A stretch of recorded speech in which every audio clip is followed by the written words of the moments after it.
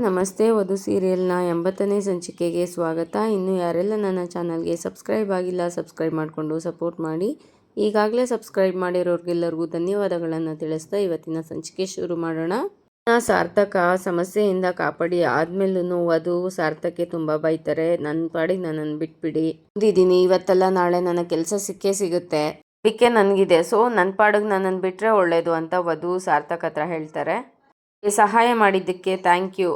ಇದೇ ಅನುಕಂಪದ ಆಧಾರದ ಮೇಲೆ ನಾನು ನೀವು ಹೇಳ್ದಂಗೆ ಕೇಳ್ತೀನಿ ಅಂತ ಮಾತ್ರ ಅನ್ಕೊಬೇಡಿ, ನಾನು ಯಾವತ್ತೂ ಒಪ್ಪಲ್ಲ. ಸಾರ್ಥಕ್ ಓಕೆ, ಇನ್ಮೇಲೆ ನಿಮ್ಮಿಷ್ಟ, ಹೇಳೋದನ್ನ ಹೇಳಿದ್ದೀನಿ, ಇನ್ನು ಮುಂದೆ ನಿಮ್ಮಿಷ್ಟ ಅಂತ ಹೇಳ್ತಾರೆ. ಅದಕ್ಕೆ ಒಂದು ಬೇರೆ ಏನಾದ್ರು ಹೇಳೋದಿದೆಯಾ ಕೆಲಸದ ಬಗ್ಗೆ ಬಿಟ್ಟು ಅಂತ ಕೇಳ್ತಾಳೆ. ಡಿವೋರ್ಸ್ ಕೇಸ್ ಫೈಲ್ ನಿಮ್ಮ ಹತ್ರ ಇತ್ತಲ್ಲ, ಅದು ನನಗೆ ಬೇಕಿತ್ತು ಪ್ರಿಯಾಂಕಾ, ಈ ಕೇಸ್ನ ಬೇಗ ಮುಗಿಸೋಣ ಅಂತ ಹೇಳ್ತಿದ್ದಾಳೆ. ಹಾಗಾಗಿ ನಾನು ನಿಮ್ಮನ್ನು ಹುಡ್ಕೊಂಡು ಬಂದೆ, ನಿಮ್ಮ ಫ್ರೆಂಡ್ ಮುಖಾಂತರ ನೀವು ಇಲ್ಲಿದ್ದೀರಾ ಅಂತ ಗೊತ್ತಾಯಿತು, ಅದಕ್ಕೆ ಬಂದೆ ಅಂತ ಸಾರ್ಥಕ್ ಹೇಳ್ತಾರೆ. ಅದಕ್ಕೆ ವಧು, ಫೈಲ್ ನಾಳೆನೇ ನಿಮ್ಮ ಕೈ ಸೇರುತ್ತೆ, ನಿಮ್ಮ ಕೆಲಸದಿಂದ ತೆಗೆದ್ಮೇಲೂ ನಿಮ್ಮ ಫೈಲ್ನ ನನ್ನ ಹತ್ರನೇ ಇಟ್ಕೊಂಡಿರೋದಕ್ಕೆ ಐ ಆಮ್ ಸೋ ಸಾರಿ, ನನ್ನ ಕಾಪಾಡಿದ್ದಕ್ಕೂ ಥ್ಯಾಂಕ್ಸ್ ವಧು ಸಾರ್ಥಕ್ ಹೇಳ್ತಾಳೆ. ಅದಕ್ಕೆ ಸಾರ್ಥಕ್ ಕೋಪ ಮಾಡಿಕೊಂಡು ಬೇಜಾರು ಮಾಡಿಕೊಂಡು ಅಲ್ಲಿಂದ ಹೊರಡ್ತಾರೆ. ವೀಕ್ಷಿತಾ ಒಬ್ಬಳೇ ನಿಂತ್ಕೊಂಡು ಯೋಚನೆ ಮಾಡ್ತಾ ಇರ್ತಾಳೆ. ಅಷ್ಟರೊಳಗಡೆ ಆದಿ ಅಲ್ಲಿಗೆ ಬಂದು ಹಾಯ್ ವೀಕ್ಷಿ ಅಂತ ಹೇಳ್ತಾನೆ. ಅದಕ್ಕೆ ವೀಕ್ಷಿತಾ ಕೋಪ ಮಾಡಿಕೊಂಡು ಅಲ್ಲಿಂದ ಹೊರಡೋಕೆ ಶುರು ಮಾಡ್ತಾಳೆ. ಅದಕ್ಕೆ ಆದಿ ಅವಳ ಕೈ ಹಿಡ್ಕೊತಾನೆ. ವೀಕ್ಷಿತಾ ಹಿಡ್ದಿರೋ ಕೈನ ಬಿಟ್ಟರೆ ಒಳ್ಳೇದು ಅಂತ ಹೇಳ್ತಾಳೆ. ಅದಕ್ಕೆ ಆದಿ ಕೈ ಬಿಡ್ತೀನಿ ಹೊರತು ಕೈ ಕೊಡಲ್ಲ ಅಂತ ಹೇಳ್ತಾನೆ. ಬಿಟ್ಮೇಲೆ ಮತ್ತೆ ವೀಕ್ಷಿತಾ ಅಲ್ಲಿಂದ ಹೊರಡ್ತಾಳೆ. ಅದಕ್ಕೆ ಆದಿ ನಾನು ನಿನ್ನ ಜೊತೆ ಮಾತಾಡಬೇಕು ಅಂತ ಬಂದೆ ಅಂತ ಹೇಳ್ತಾನೆ. ಅದಕ್ಕೆ ವೀಕ್ಷಿತಾ ಮಾತಾಡೋಕ್ಕಿನ್ನೇನು ಉಳ್ದಿಲ್ಲ ಅಂತ ವೀಕ್ಷಿತಾ ಹೇಳ್ತಾಳೆ. ಮುಗ್ದೋಯ್ತು. ಅದಕ್ಕೆ ಆದಿ ಯಾವುದೂ ಮುಗ್ದಿಲ್ಲ, ಈಗ ಶುರು ಆಗಬೇಕು ಅಷ್ಟೇ. ನೋಡಿ ವೀಕ್ಷಿತಾ, ನನ್ನಿಂದ ತಪ್ಪಾಗಿದೆ ನಿಜ, ಆದರೆ ಯಾವುದು ಬೇಕು ಅಂತ ಮಾಡಿದ್ದಲ್ಲ, ನನ್ನ ಮನಸ್ಸಲ್ಲಿ ಇದ್ದಿದ್ದು ರುಕ್ಸ್, ಆ ಜಾಗಕ್ಕೆ ನೀನು ಬಂದು ಅದನ್ನು ಹಾಳು ಮಾಡ್ತಾ ಇದೀಯ ಅಂತ ನಾನು ನಿನ್ನ ಮೇಲೆ ಕೋಪ ಮಾಡಿಕೊಂಡೆ. ಸಾರಿ, ರುಕ್ಸ್ ಜಾಗನ ನಾನು ಯಾವತ್ತೂ ಫುಲ್ಫಿಲ್ ಮಾಡೋಕ್ಕಾಗಲ್ಲ ಅಂತ ನಿನಗೆ ಗೊತ್ತು ತಾನೆ, ಮತ್ತೆ ಯಾಕೆ ನನ್ನ ಹಿಂದೆ ಬಂದು ಈ ಥರ ಟಾರ್ಚರ್ ಕೊಡ್ತಾ ಇದೀಯ ಅಂತ ವೀಕ್ಷಿತಾ ಆದಿ ಹೇಳ್ತಾಳೆ. ನನ್ನಿಂದ ಯಾವ ತೊಂದರೆನೂ ಆಗಬಾರ್ದು ಅಂತಲೇ ನಾನು ಈ ಮನೆ ಬಿಟ್ಟು ಹೋಗಿದ್ದು, ಆದರೆ ಸಾರ್ಥಕ್ಕೆ ಎಲ್ಲ ವಿಷಯ ಗೊತ್ತಾಗಿ ಮತ್ತೆ ಈ ಮನೆಗೆ ನಾನು ಬರೋಂಗೆ ಮಾಡ್ದ. ಇದು ಅವನ ಬಲವಂತಕ್ಕೆ ಆದ್ರೂ ಇನ್ನು ಮುಂದೆ ನಾನು ಯಾರ ಸಾಹಸಕ್ಕೂ ಹೋಗ್ದೇ ನನ್ನ ಪಾಡಿಗೆ ನಾನು ಇದ್ಬಿಡೋಣ ಅಂತ ಡಿಸೈಡ್ ಮಾಡಿದ್ದೀನಿ. ಅದೇ ಕಾರಣಕ್ಕೋಸ್ಕರ ಆ ರುಕ್ಸ್ ಹೆಸರಲ್ಲಿ ಇದ್ದಿದ್ದ ಅಕೌಂಟ್ ಕೂಡ ಡಿಲೀಟ್ ಮಾಡಿದ್ದೀನಿ ಅಂತ ವೀಕ್ಷಿತಾ ಹೇಳ್ತಾಳೆ. ನೋಡಿದೆ ಅಂತ ಅದೇ ಹೇಳ್ತಾನೆ. ಅದಕ್ಕೆ ವೀಕ್ಷಿತಾ, ಓ ಹಾಗಾದರೆ ನನ್ನ ರೂಮಲ್ಲಿ ಏನು ಮಾಡ್ತಾ ಇದ್ದೆ ಅಂತ ನಿಂಗೆ ಅದು ನೋಡ್ತಾ ಇದೆಯಾ, ಮುಂದೆ ಸ್ವಲ್ಪ ಹುಷಾರಾಗಿರ್ತೀನಿ ನೋಡು, ದಯವಿಟ್ಟು ನನ್ನ ಹಿಂದೆ ಬರಬೇಡ. ಆದಿ, ನೋಡು ನೀನು ರುಕ್ಸ್ ಅಕೌಂಟ್ನ ಡಿಲೀಟ್ ಮಾಡಿರ್ಬೋದು, ಆದರೆ ನನಗೆ ರುಕ್ಸೇ ಇಲ್ಲ, ಆ ರುಕ್ಸ್ ನೀನೇ ಆಗಿರೋದ್ರಿಂದ ನಾನು ನಿನ್ನನ್ನು ಹೇಗೆ ಬಿಟ್ಕೊಡ್ಲಿ. ವೀಕ್ಷಿತಾ, ಹೇಳೋ ಧೈರ್ಯ ಇರೋರಿಗೆ ಕೇಳಿಸ್ಕೊಳ್ಳೋ ತಾಳ್ಮೆನೂ ಇರಬೇಕು. ಆದಿ, ಹೌದು ನಿಜ, ನೀನು ಅವತ್ತೇನೋ ಹೇಳೋಕೆ ಬಂದಾಗ ನಾನು ನಿನ್ನ ಹತ್ರ ಏನೂ ಕೇಳಿಸ್ಕೊಳ್ದೇ ರೂಡಾಗಿ ಬಿಹೇವ್ ಮಾಡಿದೆ. I am sorry for that. ನಾನು ಪ್ರೀತಿ ಮಾಡಿದ್ದು ರುಕ್ಸ್ನ, ಆದರೂ ನೀನು ಪ್ರೀತಿ ಮಾಡಿದ್ದು ಆದಿನೇ ಅಲ್ವಾ, ಪ್ರೀತಿಗೆ ಯಾಕೆ ಮೋಸ ಮಾಡ್ಕೊತೀಯಾ. ಸರಿ ಇಲ್ಲ ಅಂತ ಕಡ್ಡಿ ತುಂಡು ಮಾಡ್ದಂಗೆ ಮಾತಾಡ್ದವ್ರನ್ನ ನಾನು ಮತ್ತೆ ಹೇಗೆ ಮಾತಾಡಿಸ್ಲಿ, ಅವ್ರನ್ನ ಮತ್ತೆ ಪ್ರೀತಿ ಮಾಡೋದಕ್ಕೆ ಹೇಗಾದರೂ ಮನಸ್ಸು ಬರುತ್ತೆ. ಅದಕ್ಕೆ ಆದಿ, ನೋಡು ವೀಕ್ಷಿತಾ, ನಿನ್ನ ನೋವೇನು ನಿನ್ನ ಫೀಲಿಂಗ್ಸ್ ಏನು ಅಂತ ನನಗೆ ಅರ್ಥ ಆಗುತ್ತೆ, ಆದರೆ ಒಂದ್ಸಲ ಕೂತ್ ಮಾತಾಡೋದ್ರಿಂದ ಇದೇ ಇರೋ ಮಿಸ್ಅಂಡರ್ಸ್ಟ್ಯಾಂಡಿಂಗ್ ದೂರ ಆಗುತ್ತೆ. ವೀಕ್ಷಿ, ನಿನ್ನ ಜೊತೆ ಔಟಿಂಗ್ ಹೋಗೋಕ್ಕೆ ಒಂದು ದಿನ ಚಾನ್ಸ್ ಕೊಡು ಪ್ಲೀಸ್ ಅಂತ ಕಿವಿ ಹಿಡಿದು ಕೇಳ್ಕೊತಾನೆ ಆದಿ. ವೀಕ್ಷಿತಾ ಸರಿ ಅಂತ ಹೇಳ್ಬಿಟ್ಟು ಅಲ್ಲಿಂದ ಹೊರಟ್ಬಿಡ್ತಾಳೆ. ಆದಿ ಫುಲ್ ಖುಷಿಯಿಂದ ಥ್ಯಾಂಕ್ ಯು ಸೋ ಮಚ್ ವೀಕ್ಷಿ, ಥ್ಯಾಂಕ್ ಯು ಮೈ ಡಿಯರ್ ರೋಕ್ಸ್ ಅಂತ ಅಂದ್ಬಿಟ್ಟು ಫುಲ್ಲು ಖುಷಿಯಿಂದ ಕುಣಿದಾಡ್ತಾ ಇರ್ತಾನೆ. ತುಂಬ ಜೋಶಲ್ಲಿರ್ತಾನೆ ಆದಿ. ನಲ್ಲಿ ಗೀತಾ ಏನೋ ಕೆಲಸ ಮಾಡ್ತಾ ಇರ್ತಾರೆ. ಅಷ್ಟರೊಳಗಡೆ ಒಬ್ಬ ಬಂದು ಮೇಡಮ್ ಮೇಡಮ್ ಅಂತ ಕೂಕೊಂಡು ಬರ್ತಾನೆ. ಅದಕ್ಕೆ ಗೀತಾ ಅವರು ಏನಪ್ಪ ಯಾರಪ್ಪ ಅಂತ ಕೇಳ್ತಾಳೆ. ವಧು ಮೇಡಮ್ ಅಂತ ಅವನು ಹೇಳ್ತಾನೆ. ಅದಕ್ಕೆ ಗೀತಾ ಗಾಬರಿಯಿಂದ ಅಕ್ಕ ಅಕ್ಕ ಬನ್ನಿ ಇಲ್ಲಿ, ನಮ್ಮ ವಧುಗೇನೋ ಆಗಿದೆ, ಇವನು ಹೇಳ್ತಾ ಇರೋದು ನೋಡಿದ್ರೆ ಏನೋ ಆಗಿದೆ ಅಂತ ಅನಿಸುತ್ತೆ ಅಂತ ಕರೀತಾಳೆ. ದೇವಕಿಯವರು ಅಲ್ಲಿಗೆ ಬಂದು ಯಾರಪ್ಪ ನೀನು, ಏನಾಯಿತು ವಧುಗೆ ಅಂತ ಗಾಬರಿಯಿಂದ ಕೇಳ್ತಾರೆ. ಅದಕ್ಕೆ ಗಾಬರಿ ಆಗಬೇಡಿ ಅಮ್ಮ, ದಿನಸಿ ತಂದಿದ್ದೀನಿ ಅಂತ ಅವನು ಹೇಳ್ತಾನೆ. ದಿನಸಿ ಅಂತ ಅಂದರೆ ಅಂತ ದೇವಕಿ ಕೇಳ್ತಾರೆ. ಅದಕ್ಕೆ ದಿನಸಿ ಅಂತ ಅಂದರೆ ಬುಕ್ ಮಾಡಿದ್ದೆ ರೇಷನ್ಸ್ ಎಲ್ಲ ಬಂದಿದೆ, ಅದನ್ನು ಕೊಡೋಕೆ ಬಂದೆ ಅಂತ ಅಂದ್ಬಿಟ್ಟು ಹೇಳ್ತಾನೆ. ಅದಕ್ಕೆ ಗೀತಾ ಅದನ್ನು ಮೊದಲೇ ಹೇಳಬಾರ್ದಪ್ಪ ಅಂತ ಕೇಳ್ತಾಳೆ. ಅದಕ್ಕೆ ಅವನು ನೀವು ಹೇಳೋದಕ್ಕೆ ನನ್ನನ್ನು ಬಿಟ್ಟರೆ ತಾನೇ ನೀವು ನಮ್ಮ ಅಕ್ಕನ ಥರ ಗಾಬರಿ ಆಗ್ತೀರಾ ಅಂತ ಹೇಳ್ತಾನೆ. ಅವನು ಎಷ್ಟು ಅಂತ ಗೀತಾ ಕೇಳಿದ್ದಕ್ಕೆ ದುಡ್ಡೆಲ್ಲ ಪೇ ಆಗಿದೆ, ಒಂದ್ಸಲ ಕ್ರಾಸ್ ಚೆಕ್ ಮಾಡ್ಕೊಬಿಡಿ ಅಂತ ಹೇಳ್ತಾನೆ. ಅದಕ್ಕೆ ಗೀತಾ ಕೊಡಪ್ಪ ಬಿಲ್ಲು ಅಂತ ಇಸ್ಕೊತಾರೆ. ಬಿಲ್ಲನ್ನು ಇಸ್ಕೊಂಡು ಗೀತಾ ಓಪನ್ ಮಾಡಿ ಅಕ್ಕ 8,000 ಆಗಿದೆ ಬಿಲ್ ಅಂತ ಹೇಳ್ತಾರೆ. ಅದಕ್ಕೆ ದೇವಕಿ ಅಯ್ಯೋ 8,000ನಾ, 3 ತಿಂಗಳಿಗಾಗುವಷ್ಟು ರೇಷನ್ ಅಂತ ದೇವಕಿಯವರು ಹೇಳ್ತಾರೆ. ಅದಕ್ಕೆ ಗೀತಾ ಹೋಗಲಿ ಬಿಡಿ ಅಕ್ಕ, ನಮ್ಮ ವಧುಗೆ ಇವಾಗ 1.25 ಲಕ್ಷ ಸಂಬಳ, ಅವಳು ಅದನ್ನೆಲ್ಲ ಯೋಚನೆ ಮಾಡಲ್ಲ ಅಂತ ಹೇಳ್ತಾಳೆ. ನಮ್ಮ ಬಂದ ದಾರಿನ ಮರಿಬಾರ್ದಲ್ವಾ ಗೀತಾ ಅಂತ ದೇವಕಿ ಹೇಳ್ತಾರೆ. ಅಕ್ಕ ಆ ಥರ ಏನೂ ಇಲ್ಲ ಬಿಡಿ ಅಕ್ಕ, ಯೋಚನೆ ಮಾಡಬೇಡಿ ಅಂತ ಅಂದ್ಬಿಟ್ಟು ಹೇಳ್ತಾಳೆ. ಇವಾಗ ಬನ್ನಿ ನೋಡೋಣ ಗ್ರಾಸರೀಸ್ ಎಲ್ಲ ಏನು ಬಂದಿದೆ ಅಂತ ಅಂದ್ಬಿಟ್ಟು ಚೆಕ್ ಮಾಡ್ತಾರೆ. ವಧು ಯೋಚನೆ ಮಾಡ್ತಾ ಕೂರ್ತಿರ್ತಾಳೆ. ಸಾರ್ಥಕ್ ಹೇಳಿದ್ದನ್ನ ನೆನ್ಪು ಮಾಡ್ಕೊತಾ ಇರ್ತಾಳೆ. ನಾನು ಕೆಲಸದಿಂದ ತೆಗೆದೆ ಅನ್ನೋ ಒಂದೇ ಒಂದು ಕಾರಣಕ್ಕೋಸ್ಕರ ನೀವು ನನ್ನ ಮೇಲೆ ಇಷ್ಟೊಂದು ದ್ವೇಷ ಸಾಧಿಸ್ತಾ ಇದ್ದೀರಾ, ಇಷ್ಟೊಂದು ಕೋಪನ ನನ್ನ ಮೇಲೆ ನಿಮಗೆ ಅಂತ ಸಾರ್ಥಕ್ ಹೇಳಿದ ನೆನಪಾಗುತ್ತೆ. ಅಷ್ಟರೊಳಗಡೆ ನೀರು ಕುಡಿಯೋಣ ಅಂತ ಬಾಟಲ್ ತೆಗೆದು ನೋಡ್ತಾಳೆ. ನೀರು ಖಾಲಿ ಆಗಿರುತ್ತೆ.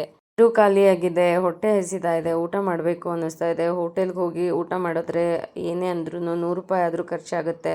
ಮನೆಗೆ ಬೇರೆ ದಿನಸಿ ತೊಗೊಂಡು ಹೋಗಬೇಕು, ಏನು ಮಾಡೋದು ಅಂತ ಯೋಚನೆ ಮಾಡ್ತಿರ್ತಾಳೆ. ಅಷ್ಟರೊಳಗಡೆ ಒಂದು ಆ ಕಡೆ ಟೆಂಪಲ್ ಕಾಣಿಸುತ್ತೆ. ಸರಿ, ಅಲ್ಲಿ ಪ್ರಸಾದನಾದರೂ ಸಿಗ್ಬೋದು ಅಂತ ಅಂದ್ಬಿಟ್ಟು ಅಲ್ಲಿಂದ ದೇವಸ್ಥಾನಕ್ಕೆ ಬರ್ತಾಳೆ. ದೇವಸ್ಥಾನಕ್ಕೆ ಕೈ ಮುಗಿದು ಒಳಗಡೆ ಎಂಟ್ರಿ ಕೊಟ್ಟು ಅಲ್ಲಿ ಪ್ರಸಾದ ಕೊಡ್ತಾ ಇರ್ತಾರೆ. ಪ್ರಸಾದ ಇಸ್ಕೊತಾಳೆ. ಏನಾದರೂ ಸಿಕ್ತಲ್ಲ ಅಂತ ಸ್ವಲ್ಪ ಸಮಾಧಾನ ಮಾಡಿಕೊಂಡು ಪ್ರಸಾದನ ತಿಂದು ಮತ್ತೆ ಇನ್ನೊಂದು ಸ್ವಲ್ಪ ಪ್ರಸಾದ ಹಾಕಿಸ್ಕೋಬೋದು ಅಂತ ಅಂದ್ಬಿಟ್ಟು ಪ್ರಸಾದ ಹಾಕಿಸ್ಕೊಳ್ಳೋಕ್ಕೆ ಅಂತ ಬರ್ತಾಳೆ. ಅಷ್ಟರೊಳಗಡೆ ಅವರು ಪ್ರಸಾದ ಹಾಕೋರು, ಇವಾಗ ತಾನೇ ಪ್ರಸಾದ ಇಸ್ಕೊಂಡಿಯಲ್ಲಮ್ಮ, ಮತ್ತೆ ಬಂದಿದೆಯಲ್ಲಮ್ಮ ಅಂತ ಹೇಳ್ತಾರೆ. ಅದಕ್ಕೆ ಸರ್ ತುಂಬ ಹೊಟ್ಟೆ ಹಸಿತಾ ಇದೆ, ಇನ್ನೊಂದು ಸ್ವಲ್ಪ ಹಾಕಿ ಅಂತ ಕೇಳ್ತಾಳೆ ಅವಳು. ಅದಕ್ಕೆ ಅವರು, ಅಲ್ಲ ಕಣಮ್ಮ, ನಿನಗೆ ಹೊಟ್ಟೆ ಹಸಿದ್ರೆ ಮನೆಗೆ ಹೋಗಿ ನೆಮ್ಮದಿಯಾಗಿ ಊಟ ಮಾಡು, ಅದನ್ನು ಬಿಟ್ಟು ಇಲ್ಲಿ ಪ್ರಸಾದಕ್ಕೆ ಮತ್ತೆ ಬಂದರೆ ಬೇರೆಯವ್ರಿಗೆಲ್ಲ ಏನು ಕೊಡೋದು, ಪ್ರಸಾದ ಸಾಕಾಗಲ್ಲ ಅಲ್ವಾ ಅಂತ ಅಂದ್ಬಿಟ್ಟು ಆ ವ್ಯಕ್ತಿ ಹೇಳ್ತಾರೆ. ಅದಕ್ಕೆ ಸರ್ ಪ್ಲೀಸ್ ಅಂತ ಕೇಳ್ತಾಳೆ. ಆದರೂ ಹಾಕ್ಕೊಡೋದಿಲ್ಲ.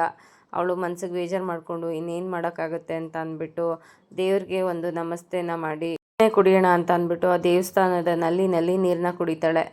ಆದಿ ವೀಕ್ಷಿತನ ಅಂದರೆ ರುಕ್ಸ್ನ ಮೀಟ್ ಮಾಡೋಕ್ಕೆ ಹೋಗೋ ಜೋಶಲ್ಲಿ ಫುಲ್ಲು ಟಿಪ್ ಟಾಪ್ ಆಗಿ ರೆಡಿಯಾಗಿ ಇವತ್ತು ವೀಕ್ಷಿತ ಸದ್ಯಕ್ಕೆ ಹೊರಗೆ ಬರೋದಕ್ಕೆ ಒಪ್ಕೊಂಡ್ಲಲ್ಲ, ಅಷ್ಟು ಸಾಕು, ನಾನು ಅವಳ ಹತ್ರ ಮಾತಾಡಿ ಎಲ್ಲ ಪ್ಯಾಚಪ್ ಮಾಡ್ಕೊಂಡ್ಬಿಡ್ತೀನಿ ಅಂತ ಮಾತಾಡ್ಕೊತಾ ಇರ್ತಾನೆ. ಅಷ್ಟರೊಳಗಡೆ ತರಂಗ ಅಲ್ಲಿಗೆ ಬರ್ತಾಳೆ. ಏನಣ್ಣ ಫುಲ್ಲು ಜೋಶಲ್ಲಿ ಟಿಪ್ ಟಾಪ್ ಆಗಿ ರೆಡಿ ಆಗ್ತಾ ಇದೆಯಾ, ಆಫೀಸ್ಗೆ ಹೋಗೋ ಥರ ಅಂತೂ ಕಾಣಿಸ್ತಾ ಇಲ್ಲ ನೀನು, ಎಲ್ಲಿ ಪಯಣ ಅಂತ ಕೇಳ್ತಾಳೆ. ಅದಕ್ಕೆ ಅದೆಲ್ಲ ನಿನಗೆ ಯಾಕೆ ಅಂತ ಹೇಳ್ತಾನೆ. ಅದಕ್ಕೆ ತರಂಗ, ಏನೋ ಒಳೊಳಗೆ ನಡೆಸ್ತಾ ಇದೆಯಾ ಅಂತ ಹೇಳ್ತಾಳೆ. ಅದಕ್ಕೆ ಹೌದು, ಏನೋ ಒಳೊಳಗೆ ನಡೆಸ್ತಾ ಇದ್ದೀನಿ, ಅದೆಲ್ಲ ಸರಿ, ನೀನು ಬಂದಿದ್ದೇನು ಕಾರಣ ಹೇಳು ಅಂತ ಅಂದ್ಬಿಟ್ಟು ಆದಿ ಕೇಳ್ತಾನೆ. ಅದಕ್ಕೆ ತರಂಗ ಸ್ವಲ್ಪ ದುಡ್ಡು ಬೇಕಿತ್ತು ಅಂತ ಕೇಳ್ತಾಳೆ. ಯಾಕೆ ಅಮ್ಮ ಕೊಡಲಿಲ್ವಾ ಅಂತ ಕೇಳ್ತಾನೆ ಆದಿ. ಇಲ್ಲ, ಅಮ್ಮ ಕೊಟ್ಟಿದ್ದು ಖರ್ಚಾಯಿತು, ಅದು ಮತ್ತೆ ಕೇಳಿದ್ರೆ ಬೈತಾಳೆ, ಅದಕ್ಕೆ ಕೇಳಲಿಲ್ಲ, ಅದಕ್ಕೆ ನಿನ್ನ ಹತ್ರ ಬಂದೆ, ಕೊಡು ಅಣ್ಣ ಅಂತ ಕೇಳ್ತಾಳೆ. ಮೊನ್ನೆ ತಾನೇ ಕೊಟ್ಟನಲ್ಲ, ಏನಾಯಿತು, 10,000 ರೂಪಾಯಿ ಕೊಟ್ಟನಲ್ಲ ಅಂತ ಕೇಳ್ತಾನೆ. ಅದು ಖರ್ಚಾಗೋಯ್ತು ಅಂತ ಹೇಳ್ತಾಳೆ ತರಂಗ. ಅದಕ್ಕೆ ದುಡ್ಡಿನ ಬೆಲೆ ಗೊತ್ತಾ ನಿನಗೆ, ನಾನು ಅದನ್ನೇ ಹೇಳೋದು, ಇನ್ನು 2 ಡೇಸ್ ಆದಮೇಲೆ ಕೊಡ್ತೀನಿ ಹೋಗಂತ ಆದಿ ಹೇಳ್ತಾನೆ. ಅಣ್ಣ ಅಂತ ರಾಗ ಹೇಳಿತಾಳೆ. ಆದರೂ ಹೋಗಷ್ಟೇ ಅಂತ ಹೇಳ್ತಾನೆ. ಅವಳು ಅಲ್ಲಿಂದ ಹೊರಡ್ತಾಳೆ. ಇಲ್ಲಿ ಶಂಕರ್ ಅವರು ಪೇಪರ್ ಓದ್ತಾ ಕೂತಿರ್ತಾರೆ ಮನೆಯಲ್ಲಿ. ಅವಾಗ ವಧು ಅಲ್ಲಿ ಬರ್ತಾಳೆ. ಡೋರ್ ಹತ್ರ ನಿಂತ್ಕೊಂಡು, ಅಪ್ಪ ಎಲ್ಲ ಖುಷಿಯಾಗಿದ್ದಾರೆ, ನಾನು ಕೆಲಸ ಸಿಕ್ಕಿಲ್ಲ, ಇವತ್ತಾಗಿರೋ ಘಟನೆ ಬಗ್ಗೆ ಮಾಡ್ತಾ ಡಲ್ ಆಗಿದ್ರೆ ಮನೆಯವ್ರಿಗೆಲ್ಲರಿಗೂ ಡೌಟ್ ಬರುತ್ತೆ, ಎಲ್ಲರೂ ಖುಷಿಯಾಗಿದ್ದಾರೆ, ಆ ಖುಷಿನ ನಾನು ಹಾಳು ಮಾಡಬಾರ್ದು ಅಂತ ವಧು ಯೋಚನೆ ಮಾಡ್ತಾ ನಿಂತಿರ್ತಾಳೆ. ಅಷ್ಟರೊಳಗಡೆ ಶಂಕರ್ ಅವರು, ಯಾಕಮ್ಮ ವಧು ಅಲ್ಲೇ ಡೋರ್ನಲ್ಲಿ ನಿಂತ್ಬಿಟ್ಟೆ, ಬಮ್ಮ ಒಳಗಡೆ ಅಂತ ಕರೀತಾರೆ. ಅದಕ್ಕೆ ವಧು ಒಳಗಡೆ ಬರ್ತಾಳೆ. ಒಳಗಡೆ ಬಂದಮೇಲೆ, ಏನಮ್ಮ ಇಷ್ಟು ಬೇಗ ಕೆಲಸದಿಂದ ಬಂದುಬಿಟ್ಟಿದ್ಯಾ, ಮೊದಲನೇ ದಿನನೇ ಅಂತ ಶಂಕರ್ ಅವ್ರು ಕೇಳ್ತಾರೆ. ಅದಕ್ಕೆ ವಧು, ಬೇಗನಾ ಅಪ್ಪ, 6 ಗಂಟೆ ಆಯಿತು ಅಂತ ಕೇಳ್ತಾಳೆ. ಗಂಟೆನಾ, ಇನ್ನು 4 ಗಂಟೆ ಅಲ್ವಮ್ಮ ಅಂತ ಶಂಕರ್ ಅವರು ಹೇಳ್ತಾರೆ. ಅದಕ್ಕೆ ದೇವಕಿ, ಇನ್ನು ಮುಂದೆ ಟೈಮ್ ನೋಡುವಾಗಲೂ ನೀವು ಕನ್ನಡಕ ಹಾಕೋಬೇಕಾಗತ್ತೆ, ಎಷ್ಟು ದಿನ ಪೇಪರ್ ಓದುವಾಗ ಹಾಕೊತಾ ಇದ್ರಿ, ಇನ್ಮೇಲೆ ಟೈಮ್ ನೋಡಬೇಕು ಅಂದರೂ ಕನ್ನಡಕ ಹಾಕ್ಕೊಳ್ಳಿ ಅಂತ ಹೇಳ್ತಾಳೆ. ಶಂಕರ್ ಅವರು, ಹೋಗಲಿ ಬಿಡು ದೇವಕಿ, ನೀನು ಅಂತ ಅಂದ್ಕೊಂಡು ಪಕ್ಕದ ಮನೆ ಆಂಟಿನ ಹೋಗಿ ನಾನು ತಪ್ಕೊಳ್ಳಲ್ಲ ಅಂತ ಹೇಳ್ತಾರೆ. ದೇವಕಿ ಕೋಪ ಮಾಡಿಕೊಂಡು, ಏನ್ರಿ ನೀವು ಇಷ್ಟು ಗಲೀಜಾಗಿ ಮಕ್ಕಳು ಮುಂದೆ ಅಂತ ಹೇಳ್ತಾರೆ. ಅದಕ್ಕೆ ವಧು, ಹೋಗ್ಲಿ ಬಿಡಮ್ಮ, ಅಪ್ಪ ಯಾಕೋ ಪ್ರಣಯ ರಾಜ ಆಗಿದ್ದಾರೆ ಇವತ್ತು ಅಂತ ಹೇಳ್ತಾಳೆ. ಅದಕ್ಕೆ ದೇವಕಿ, ಖುಷಿಗೋ ಅಂತ ಕೇಳ್ತಾಳೆ. ಅದಕ್ಕೆ ಶಂಕರ್ ಅವರು, ಮಗಳು 1.5 ಲಕ್ಷದ್ದು ದೊಡ್ಡ ಕೆಲಸಕ್ಕೆ ಸೇರಿದ್ದಾಳೆ ಅನ್ನೋಕ್ಕಿನ್ನ ಖುಷಿ ಬೇಕಾ ಅಂತ ಶಂಕರ್ ಅವರು ಹೇಳ್ತಾರೆ. ದೇವಕಿಯವರು ವಧು ಹತ್ರ, ಹೇಗಿತ್ತಮ್ಮ ಕೆಲಸ, ಹೇಗಿತ್ತು, ಊಟ ಮಾಡಿದ್ಯಾ, ಊಟ ಚೆನ್ನಾಗಿತ್ತಾ ಅಂತ ಕೇಳ್ತಾರೆ. ಅದಕ್ಕೆ ವಧು, ಚೆನ್ನಾಗಿತ್ತಮ್ಮ, ಎಲ್ಲರೂ ಫ್ರೆಂಡ್ಲಿ ಆಗಿದ್ರು, ಊಟ ಚೆನ್ನಾಗಿತ್ತು ಅಂತ ಹೇಳ್ತಾಳೆ. ಮನಸ್ಸೊಳಗಡೆನೇ ದೇವಸ್ಥಾನದಲ್ಲಿ ಪ್ರಸಾದ ತಿಂದಿದ್ದನ್ನ ನೆನ್ಪು ಮಾಡಿಕೊಂಡು ಫೀಲ್ ಮಾಡ್ಕೊತಾ ಇರ್ತಾಳೆ. ಅಷ್ಟರೊಳಗಡೆ ಗೀತಾ ಅಲ್ಲಿಗೆ ಬಂದು, ಕಾಫಿ ಕುಡಿಯೋದು ಅಂತ ಕಾಫಿ ಕೊಡೋಕೆ ಬರ್ತಾಳೆ. ಅದಕ್ಕೆ ವಧು, ನನ್ಗ ಚಿಕ್ಕಮ್ಮ ಅಂತ ಕೇಳ್ತಾಳೆ. ಆಫೀಸಲ್ಲಿ ಬೆಳಗ್ಗೆಯಿಂದ ಸಂಜೆವರೆಗೂ ದುಡ್ದು ತುಂಬ ಸುಸ್ತಾಗಿ ಬಂದಿದೆಯಾ, ತಗೋ ಆರಾಮಾಗಿ ಕೂತ್ಕೊಂಡು ಕಾಫಿ ಕುಡಿ ಅಂತ ಅಂದ್ಬಿಟ್ಟು ಗೀತಾ ಕಾಫಿ ಕೊಡ್ತಾಳೆ ವಧು ಕೈಗೆ.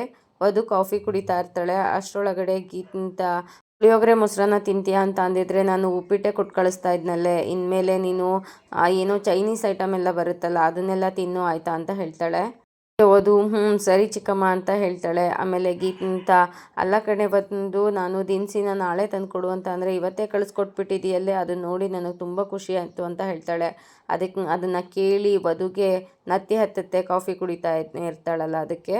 ಶಂಕರ್ ಅವರು, ಗೀತಾ ನೀನು ಯಾವಾಗ ವಧುನ ಮಾತಾಡ್ಸಿದ್ರು ಅವಳಿಗೆ ಯಾಕೆ ಏನಾದರೂ ಒಂದು ಆಗುತ್ತೆ, ನೀನು ಏನಾದರೂ ಮನಸ್ಸಲ್ಲಿ ಅವಳನ್ನ ಬೈಕೊತಾ ಇರ್ತೀಯಾ ಅಂತ ಕೇಳ್ತಾರೆ. ಅದಕ್ಕೆ ಗೀತಾ, ಭಾವ ನಿಮ್ಗಷ್ಟೇ ಮಗಳಲ್ಲ, ಇಡೀ ಮನೆಗೆ ಅವಳು ಮಗಳು ಅಂತ ಹೇಳ್ತಾಳೆ. ಅದಕ್ಕೆ ಒಂದು ಚಿಕ್ಕಮ್ಮ ದಿನಸಿ ಐಟಮ್ಸ್ ಎಲ್ಲ ಯಾವಾಗ ಬಂತು ಅಂತ.